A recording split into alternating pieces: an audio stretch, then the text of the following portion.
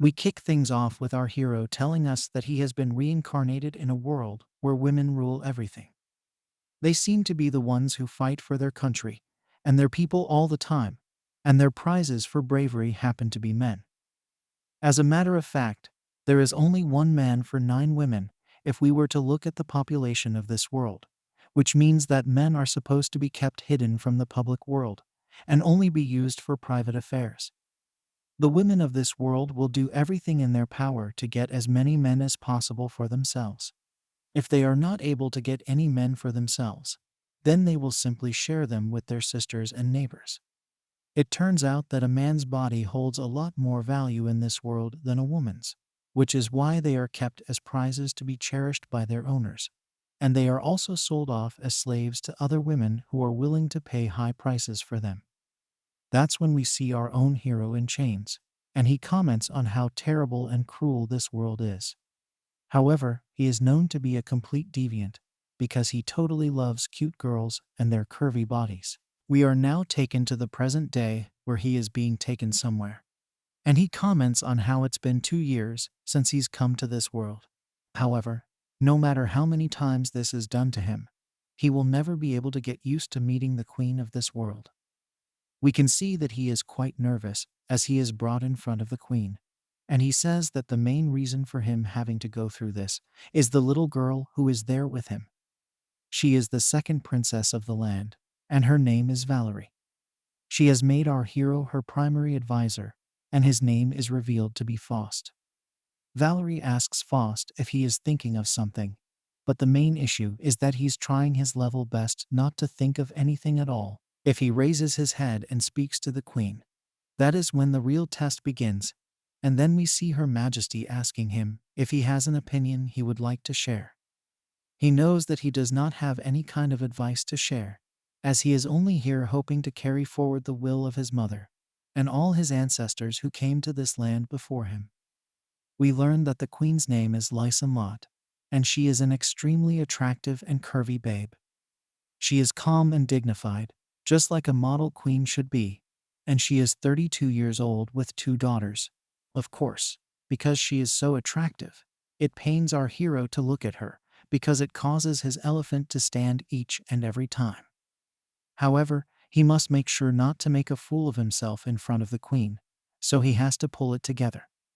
He knows that if he messes it up in front of Lysan and her audience, then he will get punished for sure. Valerie can sense that something is up with Faust, so she asks him if he is okay. Lysan says that it seems Faust has an issue with something, and he tells us that the issue is actually the queen's outfit, which is tempting him a lot. Lysan tells him that there is no need to hold back, as he can speak his mind freely in front of her. Before he can say anything else, Faust tells us that it is a sin in this world to get excited upon seeing a pretty girl. You would be considered to be a creep if your elephant misbehaves, and if the people of this world were to find out that Faust was getting a full mast just from seeing Lysan, then he would be ridiculed and seen as a shady man, along with his family members and ancestors who have previously been reincarnated here. As a matter of fact, in order to preserve his own modesty, Faust is wearing a metal belt to keep his elephant hidden from the queen. Such a rigid condition is way too much for our hero, who was an innocent man back in his original world.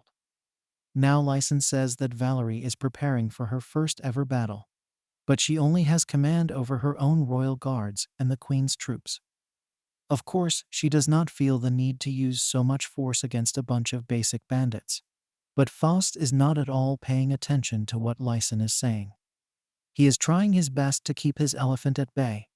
But then there is also the point that Valerie should not be fighting bandits in the first place. Faust's elephant starts to hurt as it fights against his metal belt with all its might. Valerie seems to notice this, and it makes for an awkward scene, but she does her best not to react. Lysan keeps adjusting her position, and this makes things very hard for Faust, because he does not want to see the queen swinging everything around without a care in the world. He once again reminds himself that he can't afford to sully the name of his late mother over here. But there is only so much an untouched man can do when he is in front of such a curvy babe. At this point, the battle between his elephant and the metal belt is so intense that one of them is definitely going to break by the end of the fight. He has to act fast before things get out of hand. So he looks around for some kind of support, but only notices Valerie. With no other option, Faust decides to hide behind the second princess in order to conceal the massive battle between his elephant and the metal belt. Now Faust wonders why Valerie is being sent to battle basic bandits, especially when her elder sister, the first princess Anastasia, had to fend off an invasion from the enemy forces of Willendorf for her first battle. This could even turn Valerie into the laughing stock of the court. He then tells the queen to please reconsider this battle for Valerie, and he is also relieved that he can keep his eyes off Lysen while hiding behind the second princess. This will give him a few seconds to recover from the battle his elephant is fighting. Valerie tells Faust that she is fine with fighting bandits, as she is used to such treatment already. Lysen has had enough of this, so she tells Faust that fighting bandits is also an important duty of the people of this land. It is no less than any other noble duty, so he should raise his head and speak to her properly. Of course, she does not know that the reason Faust is not raising his head is completely different. Our hero knows that if he gets another peek at Lysen's assets, then he will be done for without a doubt. He bows down to her. But this is once again only so that he can avoid looking her in the eyes or other body parts. The queen tells him to heed her words, as she believes that defeating bandits is also a worthy service. She then asks Faust if he believes that defeating bandits is a task that he considers to be beneath him and Valerie. Our hero finally gets another look at Lysen's curvy body, so his nose starts to bleed and his elephant starts gaining the upper hand against the metal belt.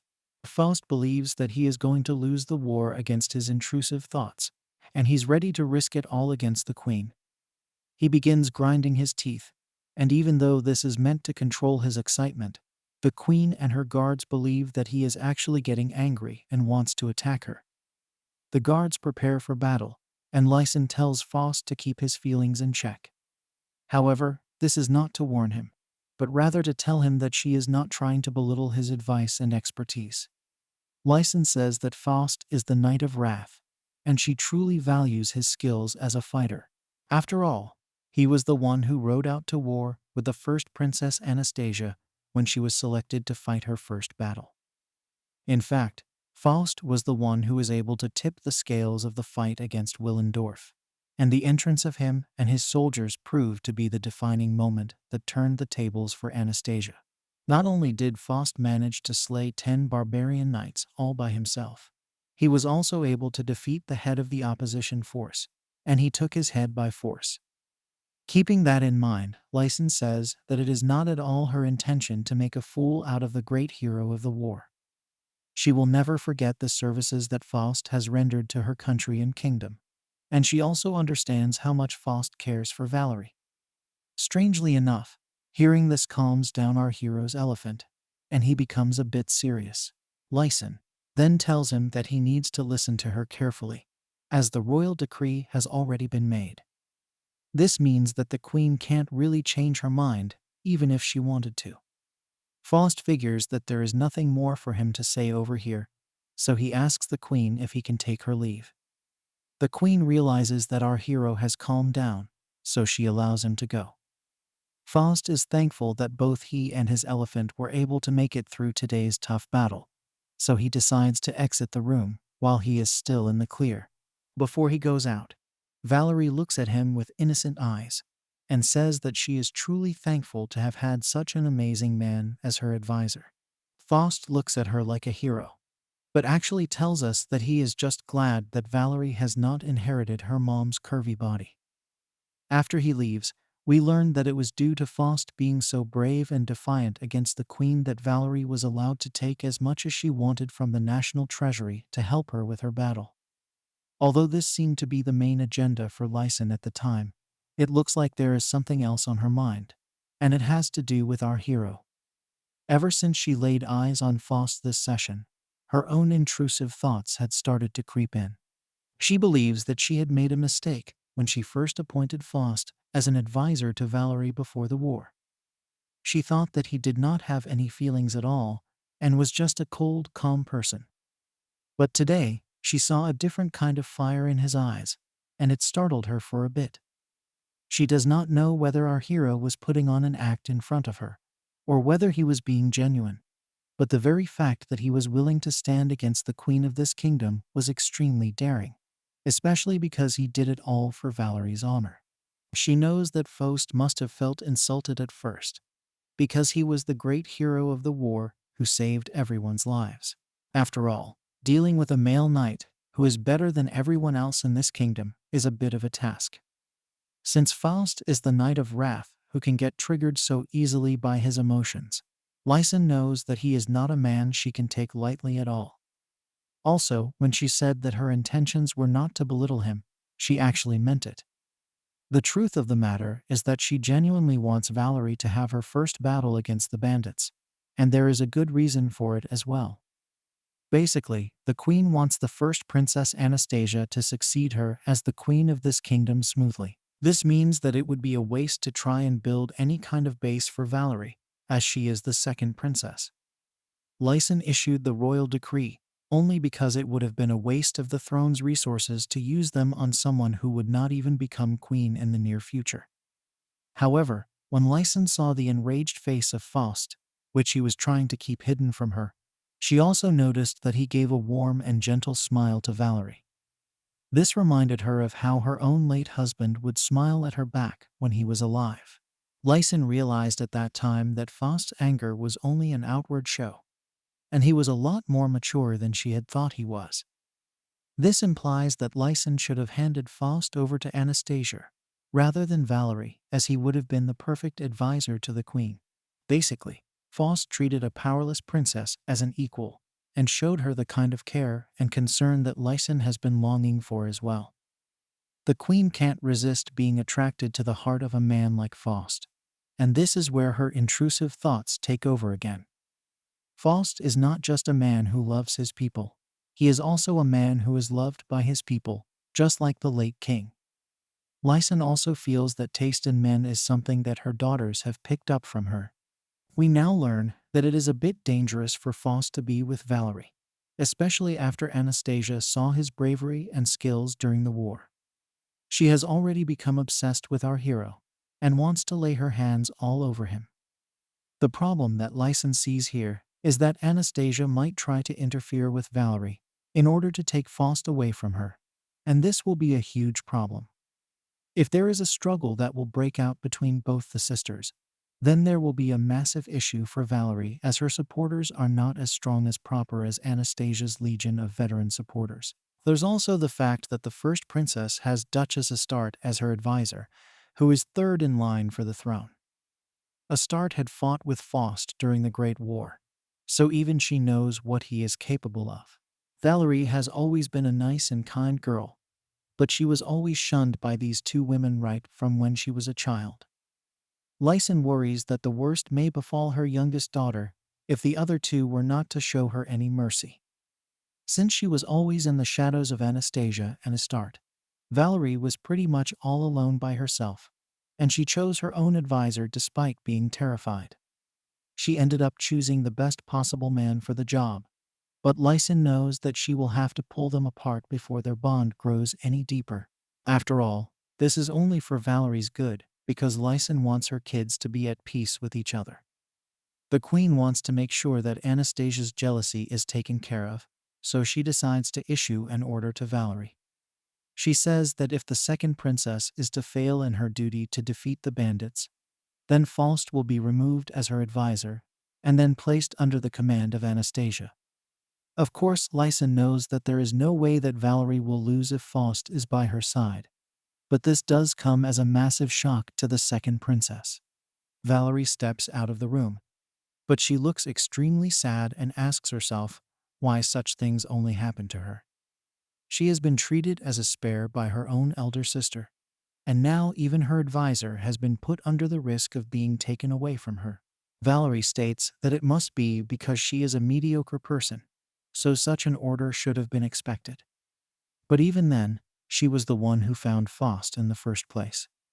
In order to understand this, we are taken to a flashback from 2 years ago, where we see Valerie telling our hero that he is going to become her advisor. Our hero was shown to have a massive appetite as he was eating enough food to fill a whole table. He then looked at Valerie with a smug grin, so she asked him why he was showing her that kind of attitude. After all, an advisor should not have been acting that way. But Faust said that he had no idea what Valerie was trying to say to him. Also, he wanted to know what would be in it for him if he were to say yes to the second princess. Valerie thought for a bit, and then it struck her that Faust had been trying to meet her mom for a while. She promised to get him the meeting within the first week itself if he agreed to be her advisor. Faust was cheered on by this, as it would have been very helpful to him at the time. Valerie also mentioned that she had a lot of money, so that wouldn't be a problem for him either.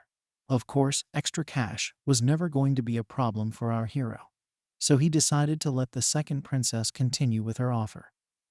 Valerie got a bit nervous then, but after some more thought, she decided to offer him the choice of being placed wherever he wanted to be stationed. Now, this would have been more than enough for any normal man to have said yes. But our hero was a smart man, so he asked her if there was anything else she would like to offer.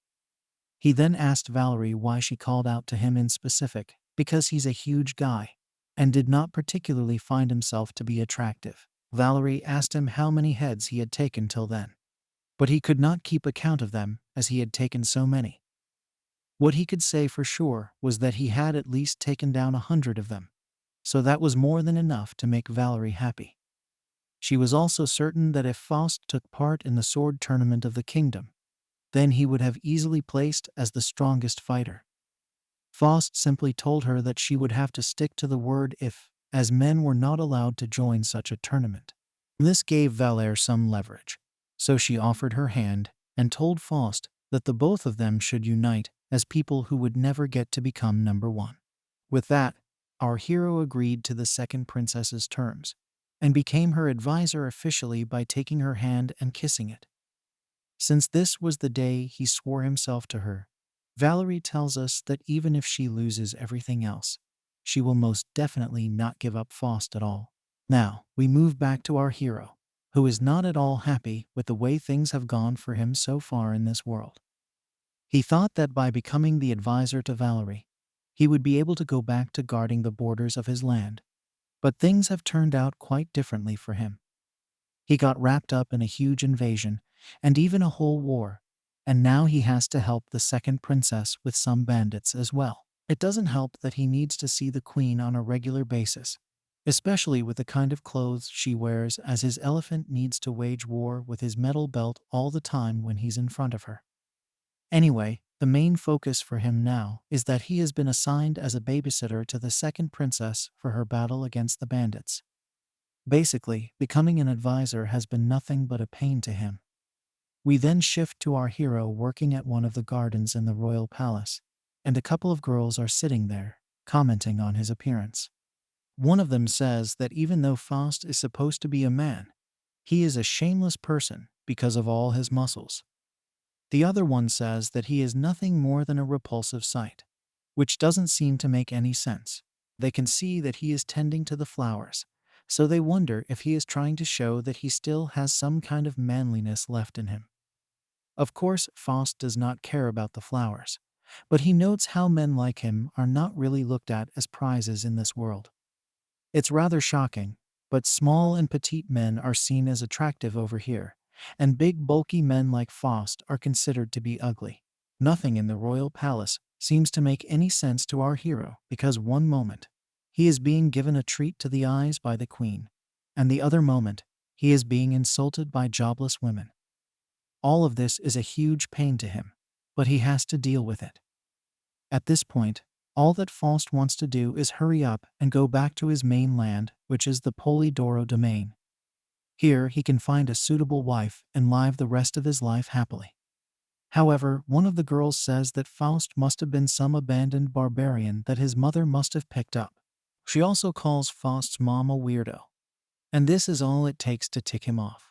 He decides to tell us a bit about his mom, who was the last ruler of the Polydoro domain, and also an odd person. Faust had lost his dad not too long after he was born, and his relatives were constantly telling his mom to get married again and have a girl child so that she could become the heir to this land. However, she loved Faust's dad way too much to do such a thing, and even though Faust was a boy, she made sure to teach him all the things that would normally be taught to a girl while growing up. Funnily enough, these are all the things that would be taught to a boy in a normal situation. Our hero had the memories of his past life, so he simply assumed that this was the way of the world over here, and he played along with it. He did his best to fit into this new world, and also please his new mom, who barely used to speak. He would often stay up studying each and every night, and also do battle training, which was super tough for him. Even though this was a world with an odd gender ratio between men and women, it still came as a surprise to Faust that the idea of a male knight was never even heard of. When he was 15 years old, he had asked his head squire Helga about this, and she could not even look him in the eye, as it was such a ridiculous concept to this world. As time would pass by, Faust's mom's body would begin to weaken, and it made things worse for her and her son. When she realized that she did not have much left to offer Faust, she still did not give up and would force herself out of bed to make sure that he would learn the ways of survival in this world. It was when our hero finally turned 20 that his mom was finally out of things left to teach him, which led her condition to become a whole lot worse. She eventually passed away at the young age of 35, and it was only after she was gone that Faust could realize who she truly was. A strange woman who had refused to remarry and give birth to another child was quite rare for this world, and she even went on to teach her son the ways of how to become a knight and her successor. She was a mom who gave up everything else to make sure that her own son would go on to live a nice, comfy life. This is exactly the kind of mother who is respected and loved in Faust's original world as well. Obviously, hearing someone else talking smack about his own mom has made him upset, which is why he approaches these women with rage and gives them a piece of his mind. Naturally, he does not have a problem with them if they call him and his body ugly. However, to insult his mom, and even the people of Polydoro, whom she had loved and protected with all her might, is something that our hero can't forgive. He proceeds to attack one of the girls by pushing his finger against her nose, which is good enough to cause it to bleed. The girl begins to panic, and the other one says that Faust should get out of this area right now, as he is nothing more than a barbarian to them. She adds that she and the other girl are relations of the advisor to the first princess, which means Duchess Astarte. They add that they will let Faust walk away if he stops hurting the other girl this minute. He does not care about any of this, and he tells the threatening girl that she is next in line to get attacked. He even grabs her because he does not wish to chase her around. He continues to press against the other woman's nose, and she begs for forgiveness, after which she says sorry as well. This does not move our hero, as he thinks the women of this world are nothing but sad excuses for the men from his own world. He eventually leaves them alone, and then we hear someone entering the scene. She is not shown to be very happy, and she asks what's going on over here. She is totally enraged as she sees Faust taking his finger out of the girl's nose. And then we learn that it is none other than the Duchess Astarte herself. Faust figures it's her, so he asks how she's doing today in a sarcastic tone. However, she says that she is in the worst possible mood. She was basically having these girls working in the royal palace with her, so she would like an explanation as to why Faust has ended up attacking them. We are then given an introduction to the Duchess and learn that even though she is the advisor to the first princess, she is still of high ranking and is considered to be the third person in line to the throne. This is due to the fact that she comes from an extended royal family, and she also has a great deal of trust invested into her by the commoners as well as the nobles of the court. Now the girls come cowering to Astarte and tell her that they were not even doing anything, so Faust attacked them without any rhyme or reason. Of course, Astarte is not going to listen to their words so easily, which is why she asks our hero for his side of the story as well.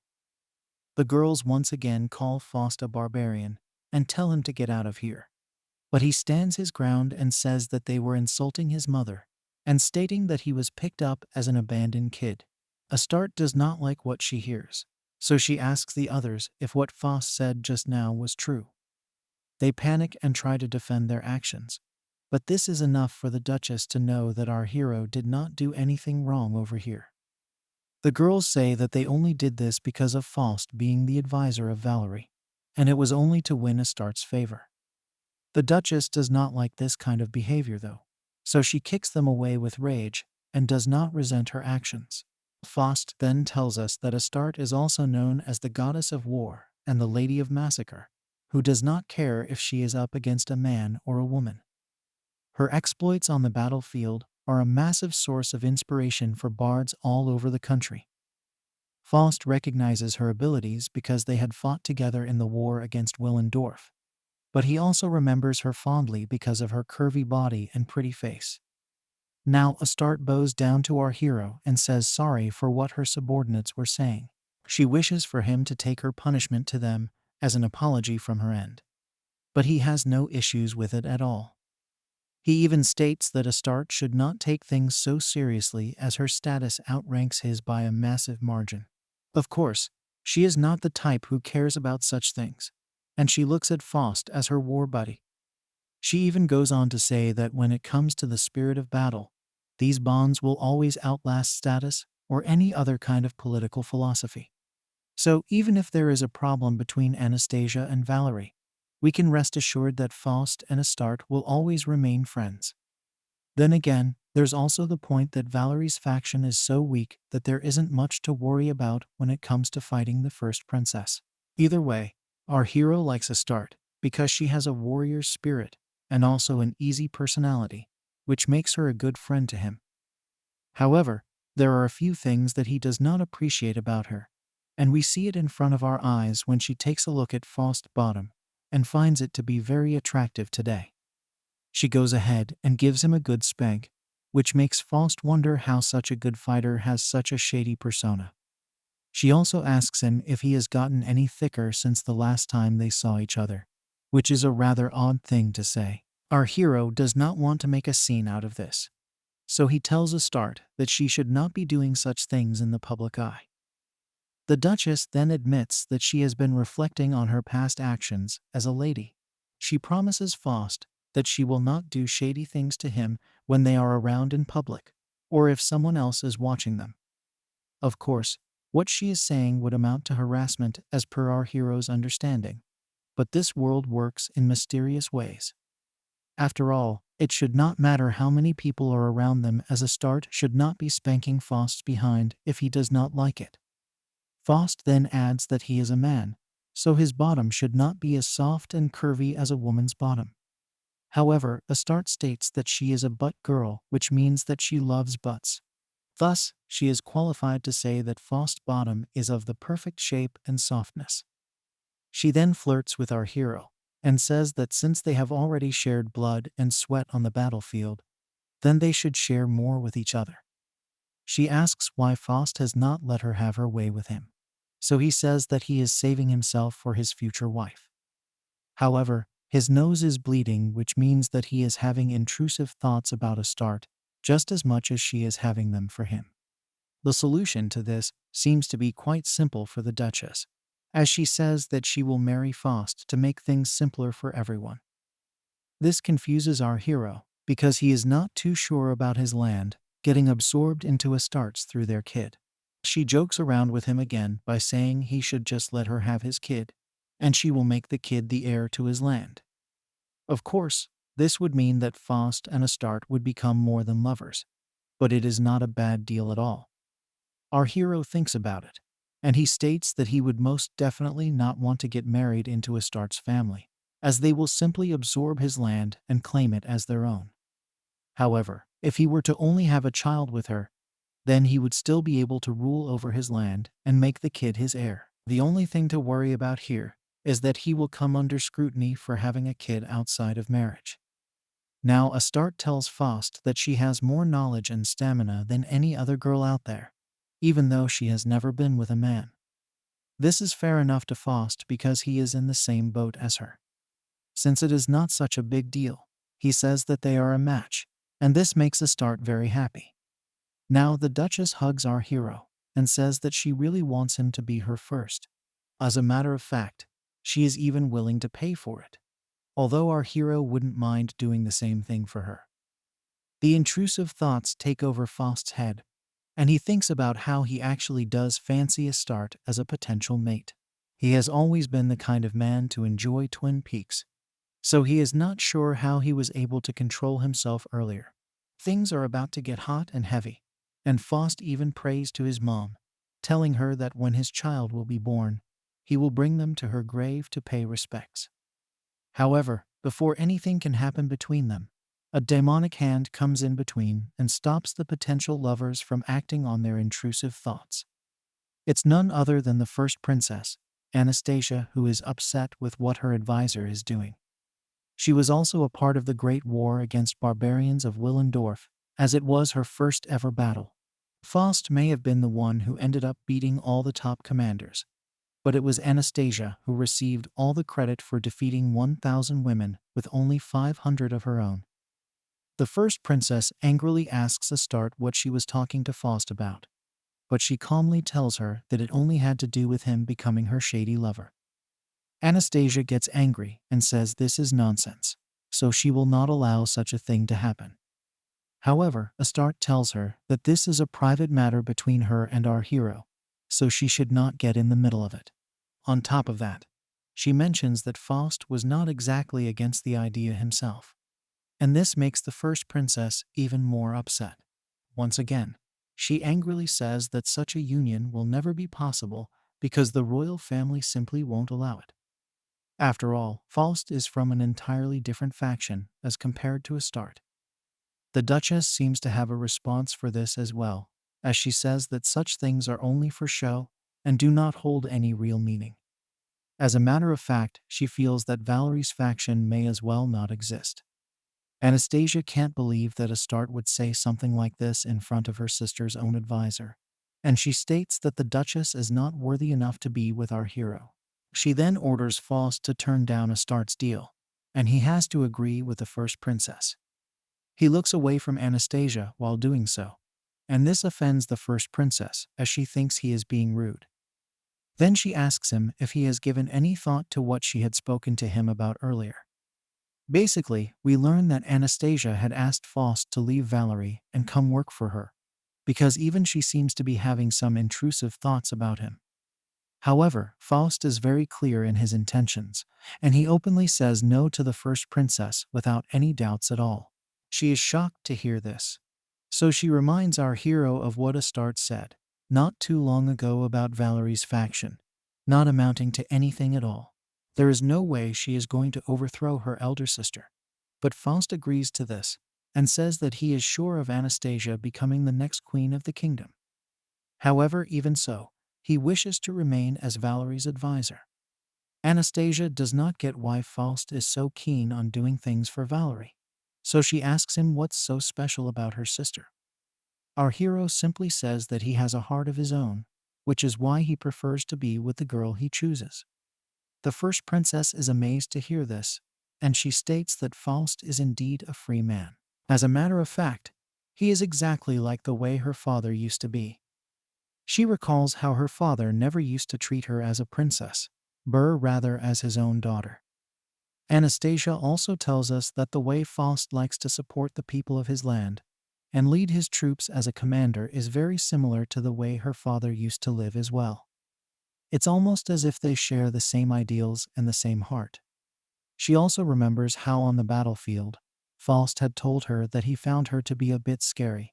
Sharing something as intimate as that with a troubled smile on his face was one of the many reasons why our hero became so appealing to the first princess. To her, he is great, strong, and warm, just like a big sun. Now, this is all happening inside her head, so Faust still has not received a response to what he had said earlier. He wonders if his answer was not good enough to satisfy Anastasia, but she says that it was the perfect way to turn her down. The first princess finally reveals to us that Faust is indeed her very first love. With that, Anastasia decides to leave him alone, and says that he can continue being Valerie's assistant for now. Astarte also takes her leave and tells our hero to share his experience from his battle against the bandits once he's back. Later, we see both the girls fighting over Faust, with Astarte telling Anastasia that she should just give up on the Wrath Knight and let her have him as they had already agreed to get freaky with each other. However, the first princess says that once she becomes queen, she will simply force Faust to become her husband. The Duchess tells her that she will never be able to get our hero that way because of the laws of the land. Basically, if Faust was to become Anastasia's husband, then the place that he holds close to his heart will simply get absorbed by the royal family. If the first princess ends up taking Faust's land away from him, then there will not be any place for her in his heart. This makes Anastasia upset, so she asks Astarte if she wants her to give up. This is not something that she is ready to do because she has fallen in love with our hero. Astarte says that since Faust is a man who is dedicated to his ancestors, which means that he will do anything to protect their land. This is when the Duchess comes up with the idea to share Faust between the two of them. The only thing they need to ensure is that one of the children born between them will be made the heir of the Polydoro land. Of course, this comes across as a bit of a shock to Anastasia, because she has never heard of two women sharing the same man. She asks Astarte if she has lost her mind, but the Duchess counters by asking the first princess if she has lost hers. She knows that Anastasia only wants to take the innocence of our hero away, but the first princess refuses this. She states that she does not wish to sully our hero, but Astarte seems to know her all too well. She even says that Anastasia has a fantasy to push him down and have her way with him, even if he objects to it. It's either that or Anastasia wishes to see him with another woman in some kind of twisted desire. All these intrusive thoughts put the first princess in a spot of bother, as she does not wish to bother Faust right before Valerie's first campaign. Eventually, Anastasia does give in to her shady desires and tells Astarte that she is fine with sharing Faust. The Duchess is glad to hear this, but she says that they must wait for Valerie to get done with her battle first. Once that is done with, the girls plan some of the most unspeakable acts of all time with our hero, and it goes on to show that even though Astarte considers Faust to be her friend, she still wants to use him for his body. Now, we shift to the more innocent Valerie, who is busy with her documents along with Faust. Suddenly, she has an annoyed look on her face and remembers something that she needs to do.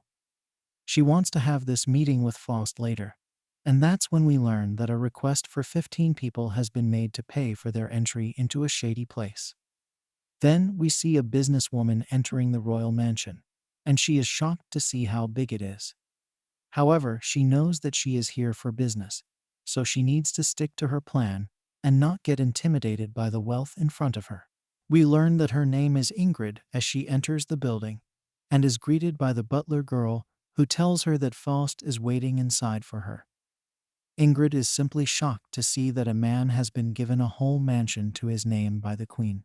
However, this should not come as a surprise because Faust is like a celebrity in this world and even has the bards singing songs about him. We learn that Ingrid is actually the exclusive purveyor to Faust, who is an up-and-coming big-shot aristocrat. Basically, her merchant guild has been working with Faust's mother and his family for generations. This is all it took for her to jure an audience with him.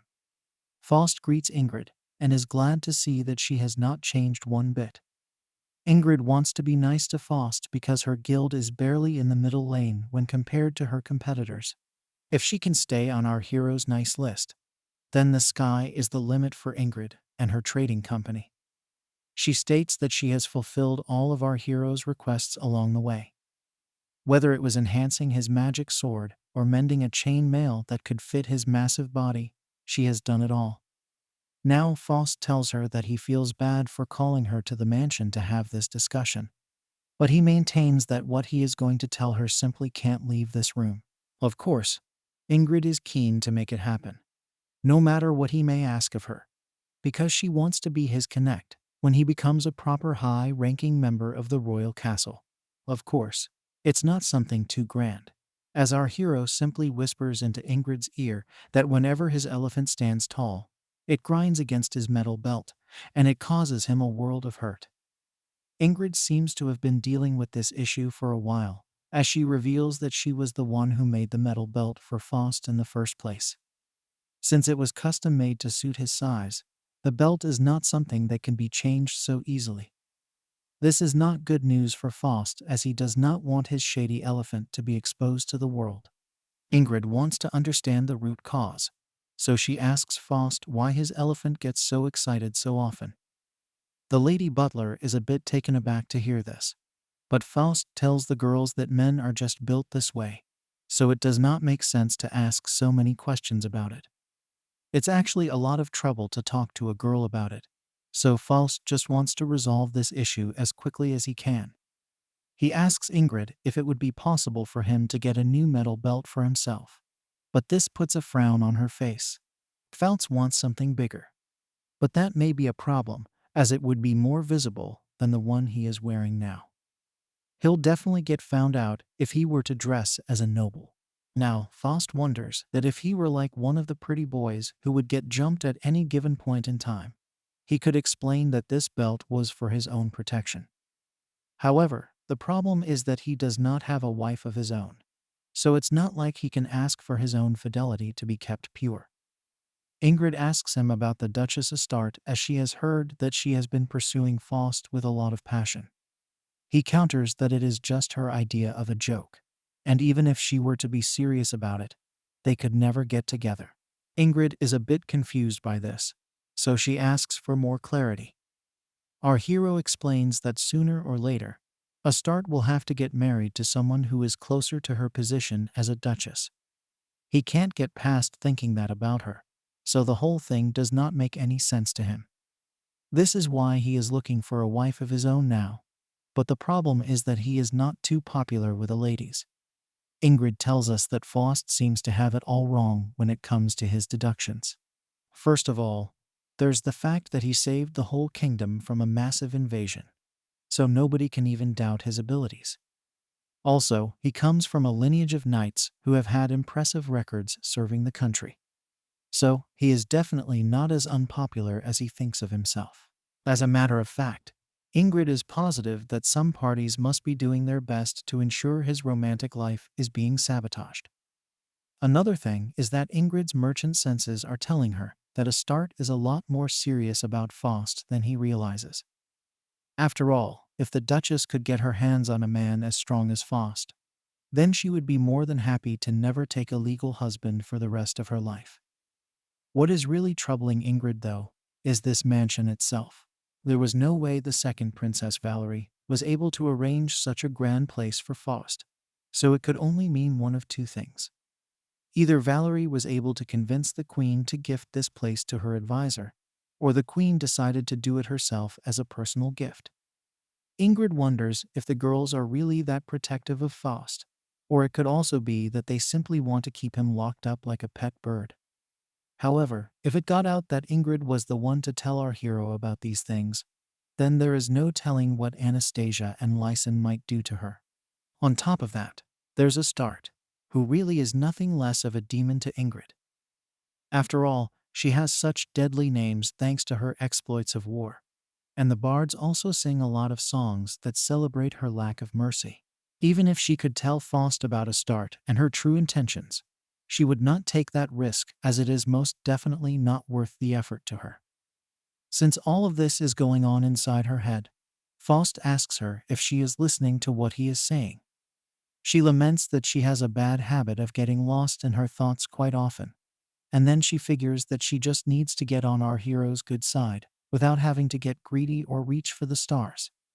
However, her advice to him is a bit sketchy, as she suggests not hiding his elephant when it stands up. Of course, Faust asks her if she has gone nuts, because this is simply unheard of.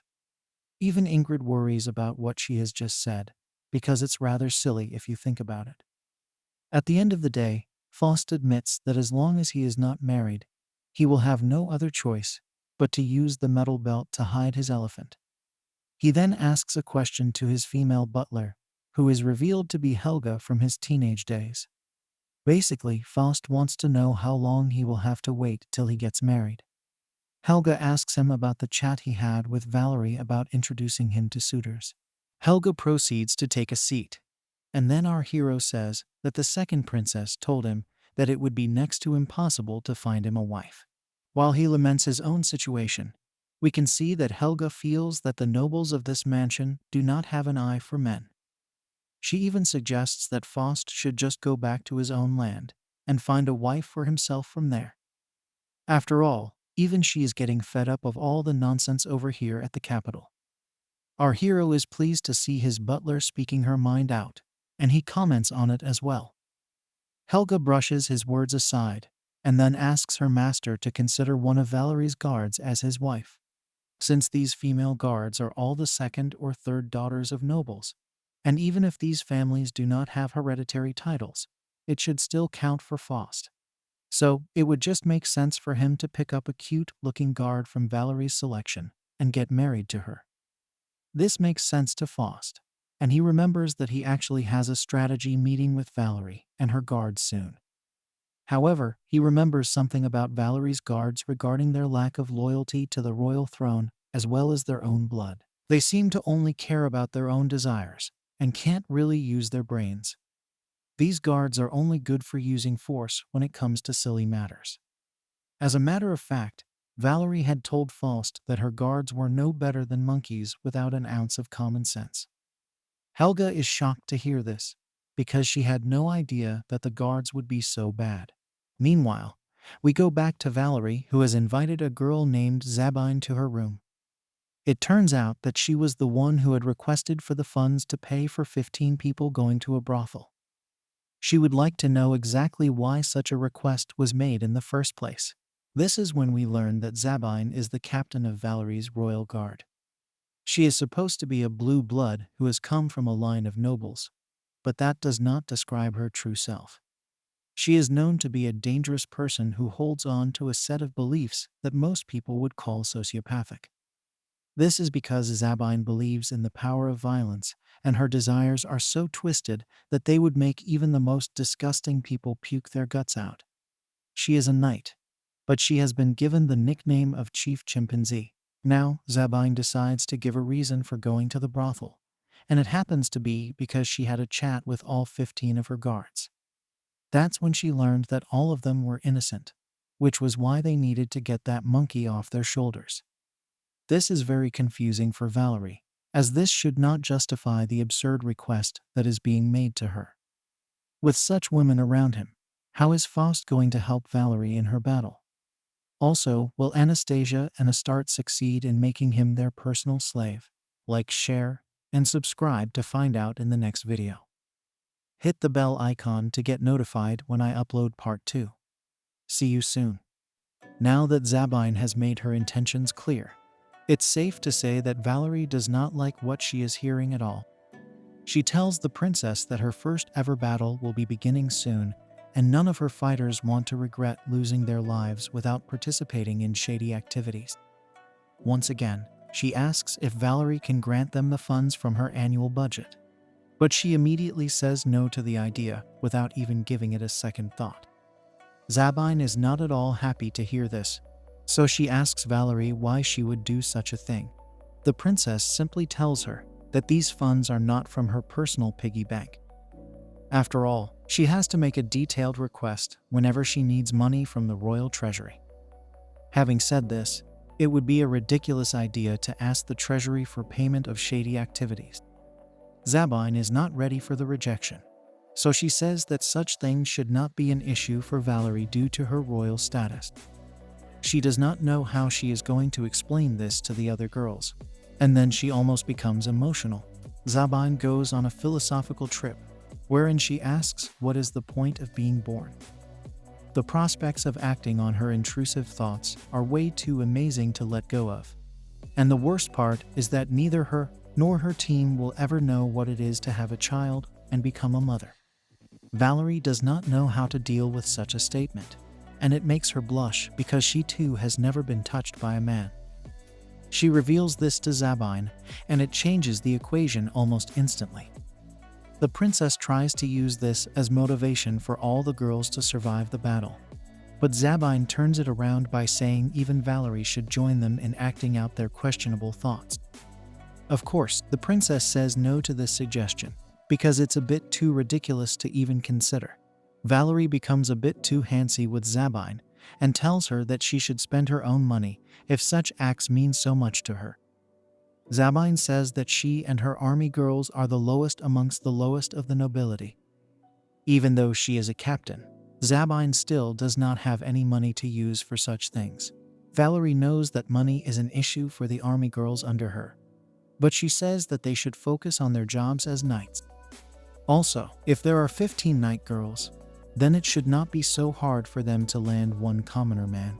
Zabine counters that even though she and her girls are poor, it does not mean that they will stoop down to the level of a commoner. They do have blue blood in them, so it is a matter of pride. Valerie does not understand this logic because a commoner is something disgusting for Zabine, but she is still fine with a professional man. She says that being a professional means doing a job, so such things do not count to her. Such logic defies Valerie's understanding, and she lashes out at Zabine for suddenly wanting to draw a line between a commoner and a professional. All this stress makes the princess girl emotional, so she breaks down into tears and tells Zabine that she and her knights should just be ended during the battle. This is a rather shocking thing to say, but Zabine's logic is what's even more frightening. It's hard to believe that someone with such little sense is able to hold the position of a knight girl. Valerie states that Faust's squire captain is a lot more talented than Zabine because it's been almost 4 years since her mother handed over these goons to her, and they still drive her mad. She thinks about the level of guards and knights that her elder sister Anastasia has gotten, and they are all of the highest caliber. Sure, they do get caught trying to occasionally peek at the slave boys, but this does not mean that they are idiots like Zabine. This once again leads the princess to wonder if she is just a useless child whose royal guard position is only useful as a dumping ground for fools. After all, her mother clearly seems to have a favorite child in Anastasia, even though the queen told us earlier that this is not the case. Valerie worries that if she ends up messing her first battle, then even Faust will be taken away from her. And that is the worst possible nightmare for her. She calls Zabine and her girls chimps, and it makes the captain scared because she fears that the princess will simply throw them away. She begs Valerie not to do such a thing because she and her knights have already been thrown out of their houses and have nowhere else to go. This makes Valerie stop and think for a bit because she can relate to this. After all, her own mom had also cast her aside, so she is not too different from these girls. This is why she can't get rid of them over a temper tantrum. Valerie now calms down Zabine and tells her that she will not fire her or any of the night girls. However, it is also important to note that they are simply going up against some bandits, so there is no need to worry about fatalities. Zabine reminds the princess that even if such is the case, they can't rule out injuries to the squad. This gives Valerie the cue to tell Zabine a rather epic tale. It is the tale of a male knight and his epic duel during the Great War against Willendorf. It is the tale of our hero, Faust von Polydoro, who rules his own land with courage and pride. She then goes on to talk about how Faust raised his sword and rode straight into the battlefield with no sense of fear or doubt. Of course, she paints a rather dramatic picture, because even Faust would probably not have said something so detailed about himself. Valerie continues to talk about how the mere weight of Faust's sword would be enough to make any woman groan. And then she explains his method of battle during the Great War. Even though he only had 20 women for support, there was a barrage of arrows that swayed down on him. But none of this made any difference to our hero, as he took on the enemy commander reckoned Bell all by himself. Bell is known to be the strongest knight of Willendorf, so Faust was truly up against the best of the lot. After they announced their names to each other, the duel began and both parties gave it their all. After the explanation is done, Valerie tells Zabine that she does not have to worry about a thing because they have the strongest knight in the country on their side. The princess girl also adds an insult by telling Zabine that she should focus on her sword skills, if she is so worried about getting injured. The captain now realizes that they do have an overpowered fighter with them, but it also gives her another shady suggestion. She proceeds to ask Valerie if they can have Faust pluck all their flowers rather than going to a professional place. As a matter of fact, they are going to be having a strategy meeting soon with Faust, so the timing could not be better. Of course, Valerie thinks that this is some kind of joke, because she can never imagine sharing Faust with anyone else. Zabine goes on to say some lewd things about Faust Elephant, because she can assume this by looking at the size of his body. Valerie starts to panic, and she asks Zabine to tell her that she's joking. However, the captain says that the princess should join her and the other night girls in their fun session with Faust. After all, he does look like he can handle multiple women at the same time. Things continue to get shady, but Valerie is not having any of it, so she simply knocks out Zabine and then tells Faust that the captain will not be joining the meeting today due to some injury. Our hero is a bit concerned to hear this, so he asks Valerie if Zabine will be fine in time for the battle. She says that it's nothing to worry about and Zabine will definitely be a part of this mission. The funny thing is that we can see the captain is lying down on the floor and under the couch where Faust is sitting. Our hero tells Valerie that it's a shame he couldn't get to meet Zabine, as he was really looking forward to seeing her today. The princess is nervous and is barely able to keep a straight face as she tells him that she will make sure to get Zabine in line before they meet. After the meeting is done, we see Zabine and her guards entering what can be assumed as a bar. The guard greets her nervously and thanks the knights for their service to the country. Zabine says that she and her girls are here to lift their spirits, so she would like to find a spot to sit. The guard directs her to a corner where they won't be able to make much of a fuss. Zabine sits down with her girls and says that they need to have a good session before their first battle. She does not want to hold back because it could be her last drink together with these knights. This is a lot of big talk, and the girls come to their senses when they see that they don't have much money on them. After pooling everything together, they manage to order for a single keg, and then Zabine gives everyone the bad news.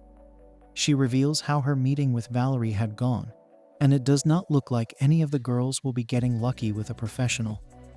The others do not take too kindly to this news, and they question the brains of those working in the royal palace's finance division.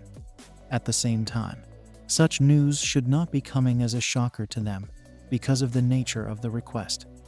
A tomboy knight girl makes fun of Zabine and the others for even believing that the princess was going to approve a professional visit with her funds. The captain is ashamed of the way things have gone, but then the other knight girls hit back at the tomboy for trying to act high and mighty in front of them.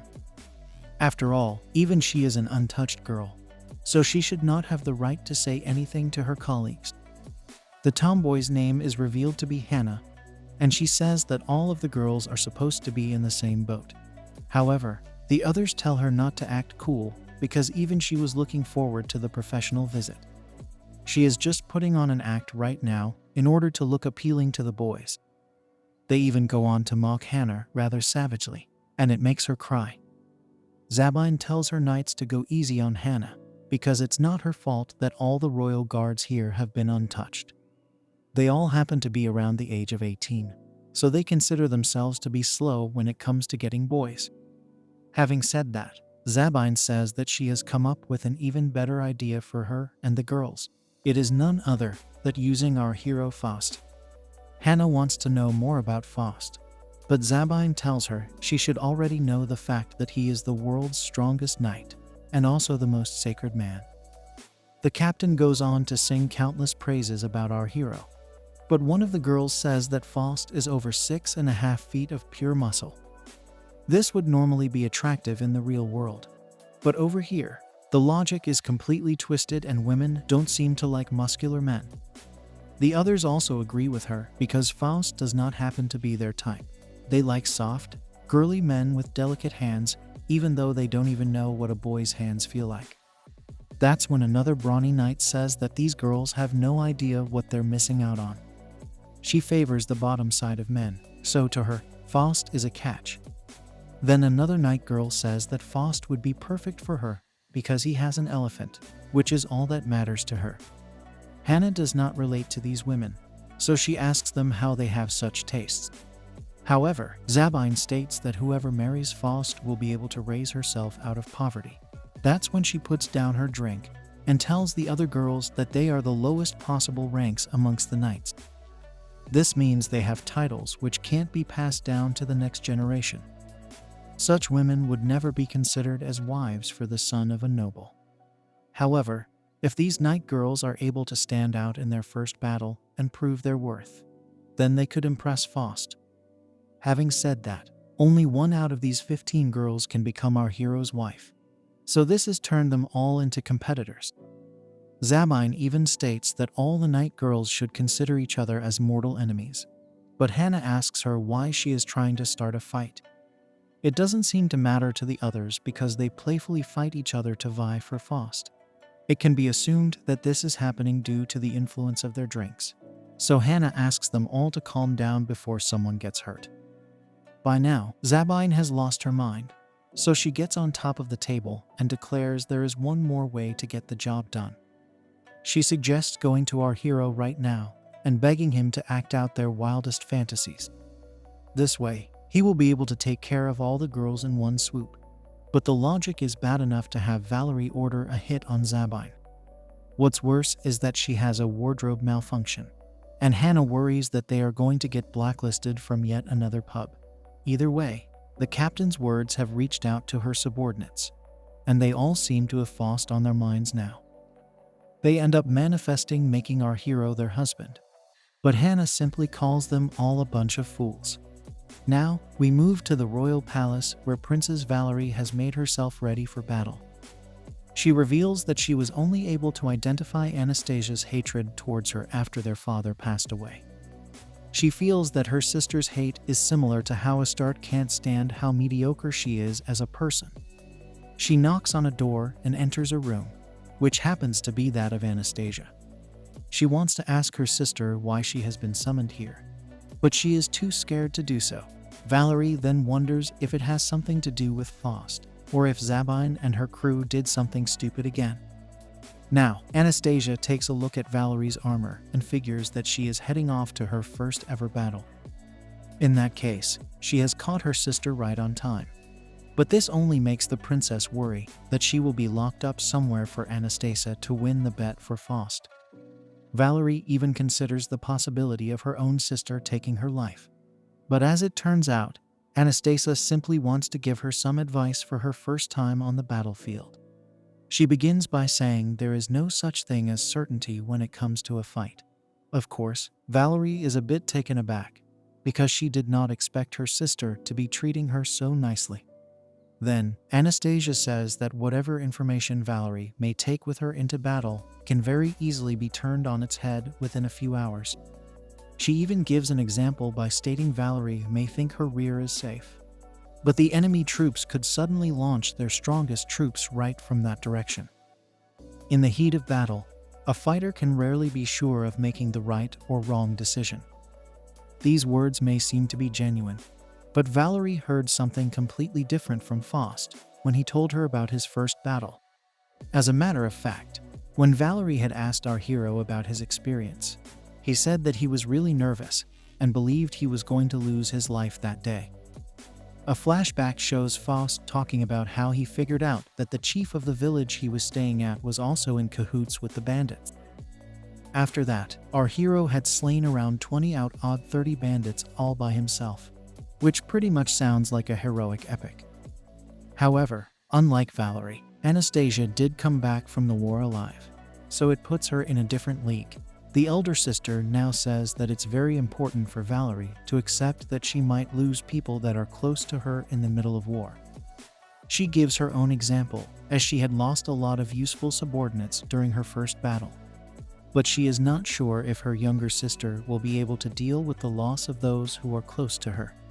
Anastasia repeats that in such situations, Valerie should not focus on worrying about the people she's lost, but rather on the next move she needs to make to counter the enemy. At this point, The princess realizes that her sister's advice is probably more valuable to her than even gold. Now, Anastasia says that she has done more than enough to prepare her little sister mentally for her battle.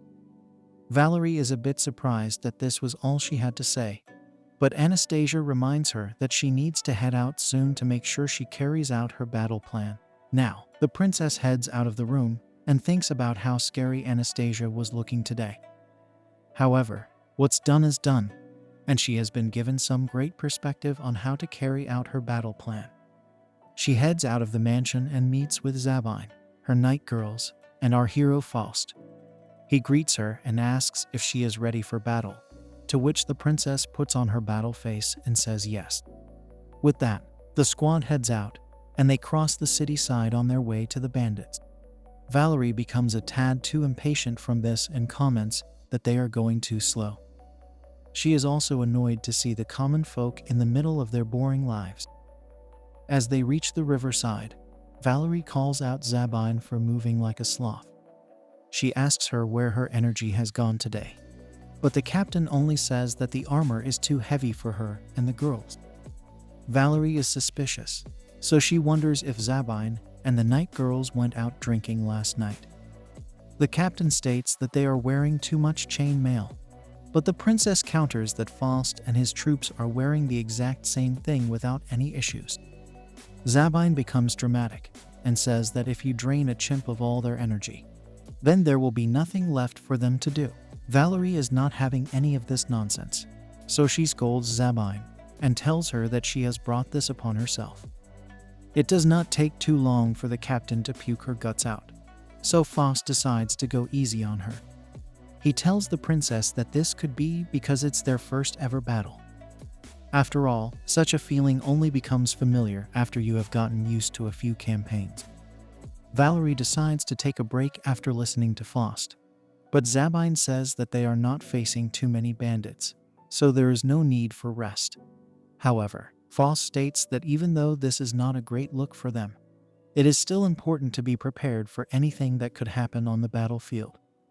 He adds that they should make sure everyone is in good battle condition, because they would not want to mess up anything at all.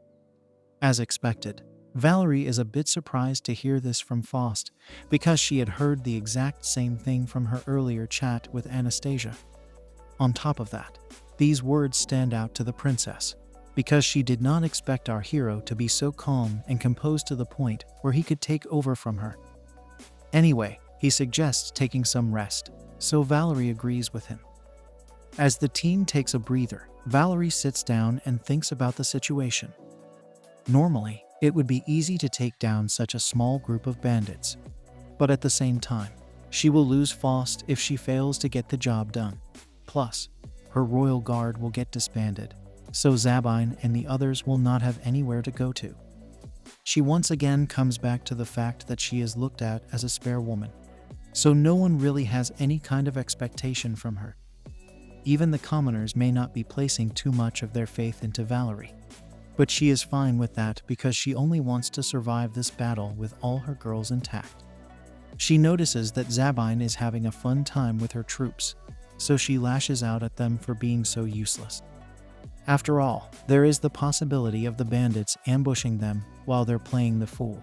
At this very moment, Valerie hears something from behind the bushes, so she gets ready for battle. Of course, it's just Hannah who had gone to answer nature's call. Zabine and her knights comment that Valerie screams a lot when she is scared. But this should be acceptable because she has never really left the capital before. This prompts the princess to consider controlling her own fear, so that she does not make a fool of herself in front of her subordinates.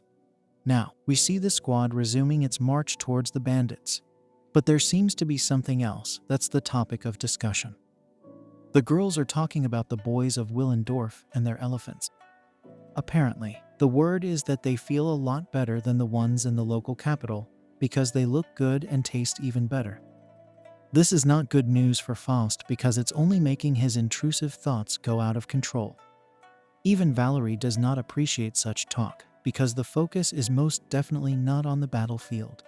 As expected, the leader of the pack is Zabine, who is singing a song about the elephants of Willendorf.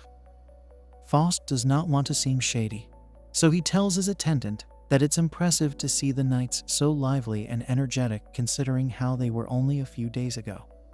She responds by saying it looks more like some kind of shared neurosis.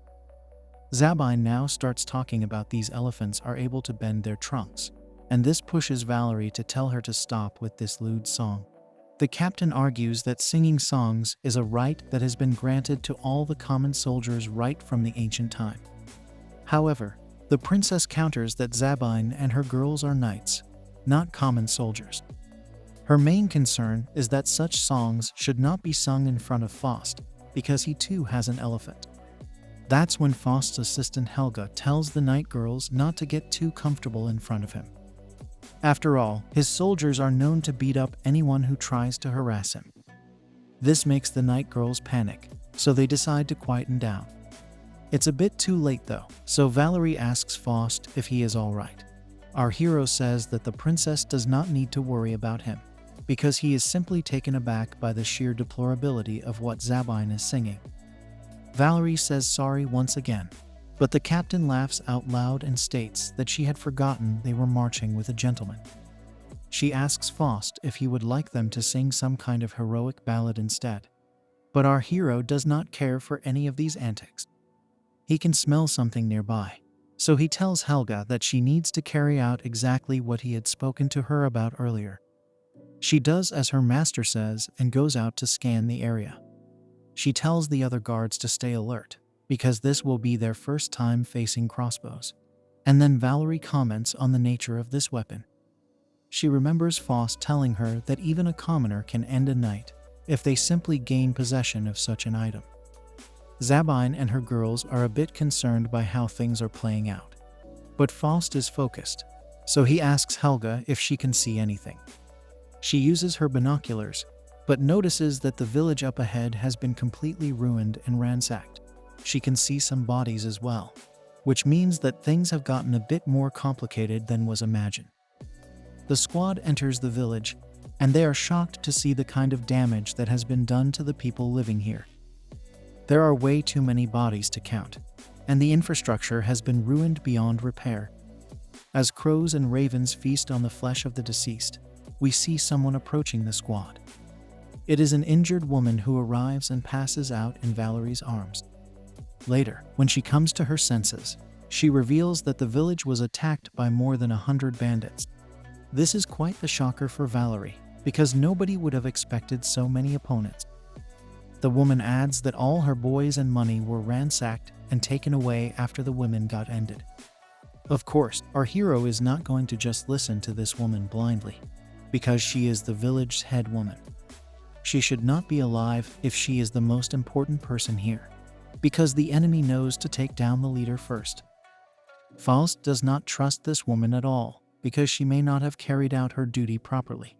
So he asks her who she really is. What exactly is going on over here? Is this a trap that has been set by Anastasia? How is our hero going to help Valerie defeat over 100 bandits?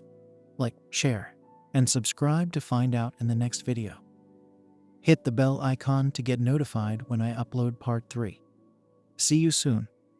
Faust is not going to let this suspicious woman off the hook, so he introduces himself as the key advisor to the second princess. He also wants to know from this survivor why she is alive and not among the corpses. This is when she reveals that it's rather shameful for her to admit it, but during the attack, she was shot in the arm with a crossbow bolt, and this led to her falling off her horse's saddle. Eventually, the village head woman passed out, and by the time she woke up, it was too late. Now, this makes the whole thing even more suspicious, because the reports had mentioned something completely different. Valerie is not convinced by what she hears, so even she wants a clearer picture as to what exactly went down over here. After all, the village had over 100 women, so it should have been able to hold its own for at least a few days. Now, the survivor head woman explains that at first, there were only 30 bandits that attacked the village, but then they got absorbed into a much larger force.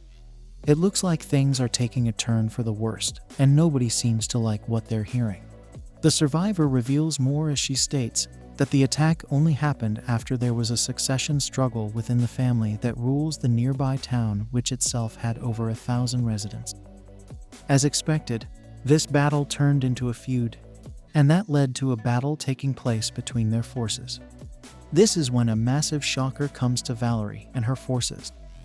The person leading the battle was none other than the first daughter of the Bozal family, who eventually won, but wavered when she had to order for the ending of her rebel sister. These are all horrible implications for Valerie, and as she tries to figure out what is, the village further explains that the rebel sister is the second daughter of the Bozal family, who is actually a former knight named Caroline Bozal. After losing the battle, she took the chance to escape with her soldiers and all their armor as a matter of disgrace. Valerie does not like this at all because she will not be dealing with bandits, but rather with a knight. Of course, our hero Faust is not the type to be swayed by such information, so he asks the village head how she has so much information about such things. She answers that a messenger had arrived from the first daughter warning them about Caroline coming to attack them.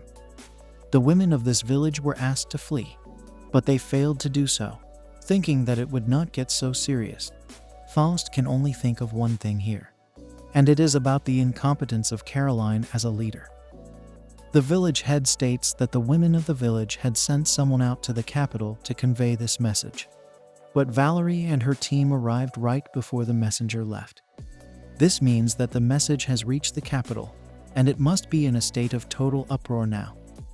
The head woman continues by saying she and the other village folk decided to resist, which is why she decided to have all the men and boys take shelter in her residence. However, even after gathering all the villagers, these women never really stood a chance against the invading army. The head woman burst into tears and says sorry for not being able to keep her people safe. But Valerie hugs her and says she did as well as she could. She also apologizes for making the head woman relive these painful memories. Of course, everyone has been put into a tricky spot, so Valerie asks Faust what should be her next plan of action. He has only one idea in mind, which is to predict the enemy's next move. Our hero uses his big brain energy and states that Caroline would not stick around after attacking a village that pays taxes directly to the capital. Instead, it would make a lot more sense for her to run away to the border of Willendorf, which is not that far from here. She can easily seek refuge there, and even conspire with them to attack this land again. What worries Valerie is the fact that they will have to face an army of at least 100. And that too with most of them being skilled soldiers. She asks if she has the option of reinforcements, and learns that Duchess Astarte is currently at the royal capital. She has around 200 members of her personal standing army, and she is sure to come here after learning about the wretched news. The problem, though, is that she will most likely not be able to make it in time for the battle. After all, it takes at least 2 days to get here from the royal capital, no matter how fast you may be. Faust adds that Valerie only has 15 soldiers in addition to his own troops of 20. Adding himself and the princess means that they only have 37 people to fight against the 100 soldiers. It seems like an impossible task. But then Princess Valerie pleads with Faust to use some other word. She can't afford to lose her first battle, because she knows of the deal she had made with her mom regarding Faust. She is to give him up to Anastasia if she is to fail this task, and that is something she does not want to experience. All sorts of thoughts start to run through the second princess's mind, including some intrusive ones involving Faust and her sister. The main issue, though, is that Valerie can't really run away from this problem, because the attacked village is under the rule of her family.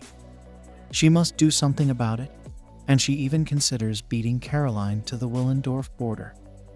She figures her team of 37 can at least stall the enemy forces until reinforcements arrive.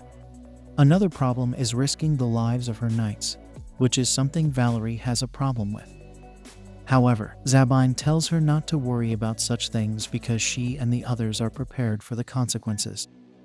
This might seem noble at first, but then Zabine reveals that her true intention is to make such a good impression that she and her squad will be treated as heroes when they come back to the royal capital. Plus, This will make them all super popular with all the boys. And this could lead to tons of shady activities resulting in gushing waterfalls. Valerie does not really enjoy hearing such talk. But then her inner mind asks her to announce herself as a true blue blood. She then asks Faust what he would do if he were in her position. He blatantly tells her that her first battle has ended in failure, and she should just give the order to abandon the pursuit of Caroline. It's a tough pill to swallow for the princess, but she knows that this is far as she can go. After all, she can't stand the idea of so many good soldiers giving up their lives for her sake.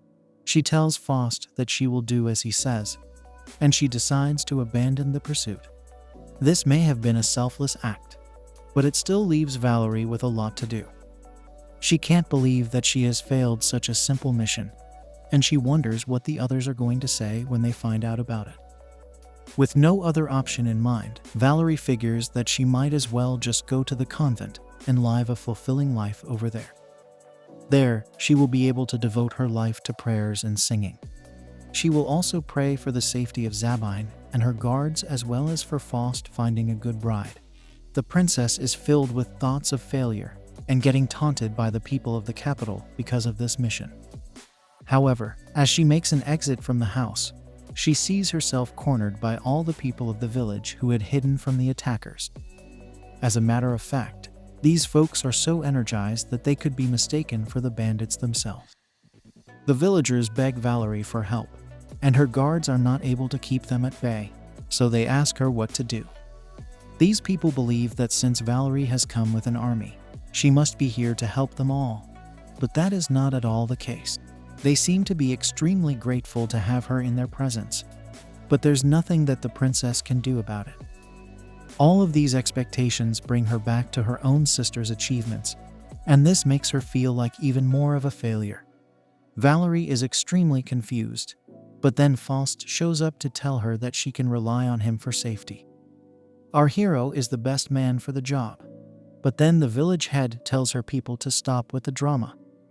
The crowd now asks the head woman what she spoke about inside with Valerie and the others, but she is in no mood to have such a chat, so she tells them all that nothing can be done about their current situation.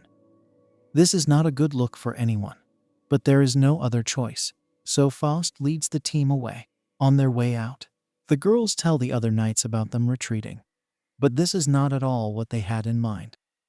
The other soldiers are shocked to learn about this, and then they turn to Zabine for some encouragement. They don't get any of that from her, as she tells them that they have failed in their mission.